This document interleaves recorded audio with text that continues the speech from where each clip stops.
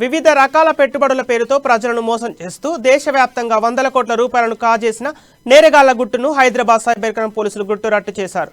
ఈ కేసులో 2 చైనీయులతో సహా 10 మందిని పోలీసులు అరెస్ట్ చేశారు. చైనీస్ అక్కడి నుంచి ఆపరేట్ చేస్తున్నట్టు చాలా కాంప్లికేటెడ్ నెట్వర్క్ ద్వారా ఈ మనీ ట్రాన్స్ఫర్ అనేది జరుగుతూ ఉంది.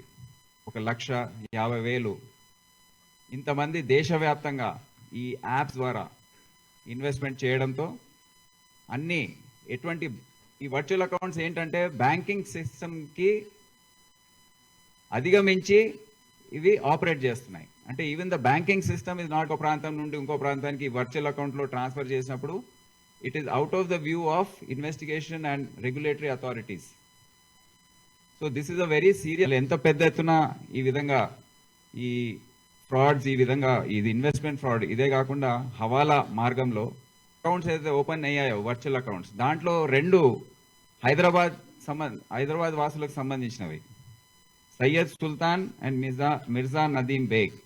ట్రాన్సాక్షన్ జరుగుతుందో దాంట్లో 0.2% వీళ్ళకి ఇవ్వడం జరుగుతుంది అట్ ఆల్ లెవెల్స్.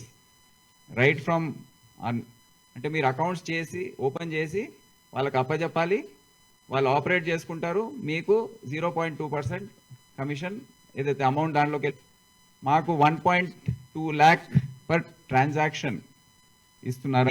ఇదంతా ఫెసిలిటేట్ చేస్తున్నారు. అంటే కోట్లాది రూపాయలు 903 crores ఇక వాళ్ళు 50 అకౌంట్స్ చేశారు మనీ లాండరింగ్.